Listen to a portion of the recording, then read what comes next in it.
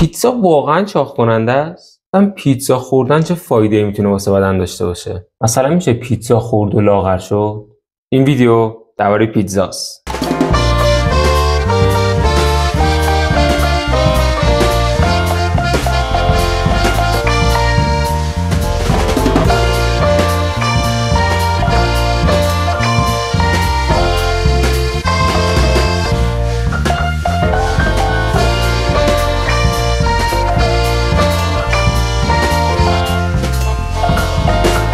درود دوستان، خیلی میشنویم که میگم فست فودا مخصوصا پیتزا به عنوان یکی از محبوب ترین فست فودا چاق کننده ام و باید کمتر مصرف شه. مثلا توی دوره‌های رژیم غذایی که مثلا میگیریم برای کاشه بس، برای ورزش و اینا نباید فست فود مصرف. ولی موضوع چقدر حقیقت داره؟ یا حتی میشه انتظار داشت که فست فودا یا خود پیتزا فایده واسه بدن داشته باشن یا نه؟ فست فودا مثل هر غذای دیگه‌ای ترکیب از مواد مختلف مثل گوشتا، غلات، سبزیجات، ترشیجات یا چیزهای مختلفن.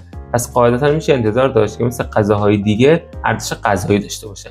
یعنی مثلا میتونه بخش از پروتئین، ویتامین، غلات، مثلا نون و اینا رو برای بدن ما تامین کنن. اما بیایید دقیق‌تر بشیم و ببینیم اگر ما بخوایم یک پیتزای کامل رو توی یک وعده مصرف کنیم چقدر انرژی، چقدر پروتئین یا مواد غذایی مختلف وارد بدنمون میشه. برای این کار به صورت نوتریشنیست یا نوتریشن آی ایکس سر زدیم. البته همچنین نکته هم مد نظرمون هست که اعداد میتونه توی کشورهای مختلف، شهرهای مختلف یا تا فست فود با هم دیگه متفاوت باشه، ولی خب به هر حال این سایت یکی از مراجع خیلی خوب برای دیدن برچسب مواد غذایی مختلف.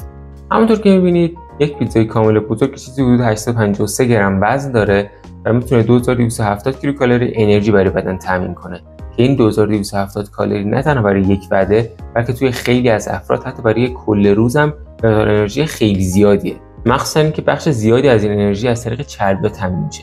همونطور که می‌بینید یک وعده پیتزای کامل 83 گرم چربی داره که 38 گرم اون از طریق چربی اشباع و حدود 2 گرم هم چربی ترانس تامین میشه که هر دو مقدار مقادیر خیلی زیادی ان و حتی خیلی بیشتر از حد مجاز مصرف روزانه‌شونن.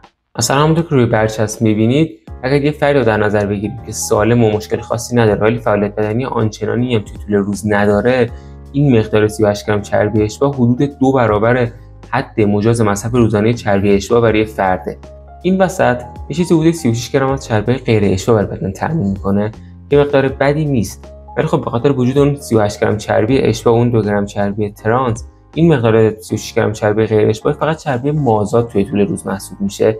ولی خب اگر اون 40 گرم حدوداً از چربیای بد یعنی اشباع و ترانس توی این پیتزا نبود، میتونستیم بگیم یکی از منابع خیلی خوب برای تامین چربی غیر اشباعه. این پیتزای کامل حدود 145 میلی گرم هم کلسترول داره، یه چیزی حدود تقریبا نصف مقدار مجاز کلسترول مصرفی روزانه است. اما میرسیم یکی از آیتماش که خیلی باید بهش توجه کرد، اونم مقدار سدیمشه. همونطور که می‌بینید حدود 5100 میلی گرم سدیم معادل 5 گرم تقریبا سدیم برای بدن تامین میکنه که این مقدار خیلی بیشتر از مقدار مجاز، یعنی حتی بیش از 2 برابرشه. این موضوع توی افرادی که فشار خون دارن یا مشکلات کلیوی دارن یا بیماری‌های مختلف اهمیت خیلی بیشتری داره. ولی خب اینم باز به این معنی نیست که افرادی که سالمن اگه این همه سدیم طول روز دریافت کنن مشکلی نباشه. یه فرد سالم اگه بخواد تو طولانی مدت این همه سدیم دریافت کنه بازم میتونه فشار خون مبتلا بشه یا بیماری‌های مختلف. همونطور که می‌بینید هر دونه پیتزای کامل 284 گرم کربوهیدرات هم داره که این مقدار احتمالاً بخش خیلی زیادیش از غلات تصفیه شده و مثلا نان سفید و این چیزا باشه که این نان سفید و غلات تصفیه شده علاوه بر چاقی و اضافه وزن و مقاومت انسولین و دیابت میتونن اختلالات خیلی متفاوتی رو برای بدن درست کنن. این پس چیزی حدود 20 گرم هم فیبر داره که به نسبت انرژی کل وعده و مقدار کربوهیدرات سادهش مقدار چندان چشمگیری نیست و حتی خیلی کمتر از مقدار نیاز روزانه یک فرد. از طرف 30 گرم از اون 284 گرمی هم که گفتیم از طریق شکر و شیرین کننده مصنوعی تامین میشه که بازم بیشتر از مقدار مجاز روزانه‌شه. مقدار مجازش چیزی حدود 20 گرم تا 25 گرمه. ولی خب اینم در نظر داشته باشید که احتمالاً فردی که این پیتزا رو مصرف میکنه نهایتش قراره نوشابه هم مصرف کنه یا مثلا توی وعده‌های دیگه‌اش قراره شیرین کننده یا شکر دیگه‌ای هم بخوره. حالا یه نمونه از برچسب روی مواد غذایی مختلف بود که احتمالاً دیدین روی محصولات مختلف توی ایران هم هست. ولی خب چیزی که روی این برچسب زده نمیشه و خیلی اهمیت داره مقدار ویتامین و مواد معدنیه که حالا یه سروینگ از اون ماده غذایی میتونه برای بدن تامین کنه. که البته حالا مثلا توی این پیتزا به نسبت چربی اشباع و ترانس و شکر و غلات ساده که برای بدن داشت، احتمالاً اونقدر مقدار چشمگیری از این مواد رو نمیتونه تامین کنه. حالا سوال که میمونه اینه که آیا میشه همچین پیتزایی رو خورد و انتظار کاهش وزن داشت؟ همونطور که دیدین این مقادیری که ذکر شده روی برچسب به ازای هر پیتزای کامله که البته انصافاً کسی که پای پیتزا میشینه تا تهش رو در نیاره بلند نمیشه. پس اگر فردی که میخواد کاهش وزن داشته باشه مقدار کمتری از این پیتزا رو توی یک ودیاره توی کل طول روز دریافت کنه و فعالیت بدنی خوبی هم داشته باشه، آسیب به رژیمش نمیرسه و کاهش وزن دور از ذهن نیست. ولی همونطور که بهتون گفتم این غلات تصفیه شده چربی اشباع و چربی ترانسی که این پیتزا داشت خطراتش خیلی گسترده‌تر از صرفاً چاقی و اضافه وزنه. شاید یکی از بهترین راهاش که نه بخوایم پیتزا رو کاملا از رژیممون حذف کنیم و نه بخوایم یه همچین مقدار انرژی و چربی اشباع و چیزای مختلفی وارد بدنمون کنیم، یکی پیتزای خونگی درست کنیم که احتمالاً خیلی از شما همین الانش هم انجام میدین.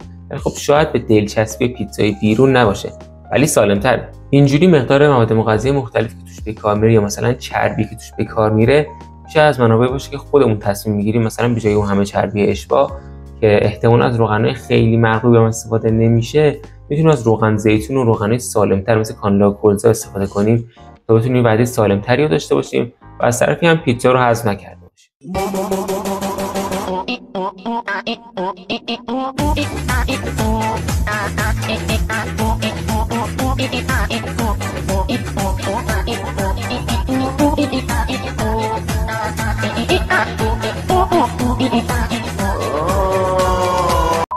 حالا بگو ببینم چند وقت یه بار پیتزا میخوری؟ نگو که هر وقت پیتزا میخوری همونو تا خود صبح میخوابی و هیچ ورزش تو اون روز نمیکنی. به هر اگه ویدیوهای مرتبط با سلامت مثل ورزش و تغذیه اینا علاقه دارید حتما کانال سابسکرایب کنید و منتظر ویدیوی بعدی باشید. لایک هم یادتون نره. یاد نره سابسکرایب. فعلا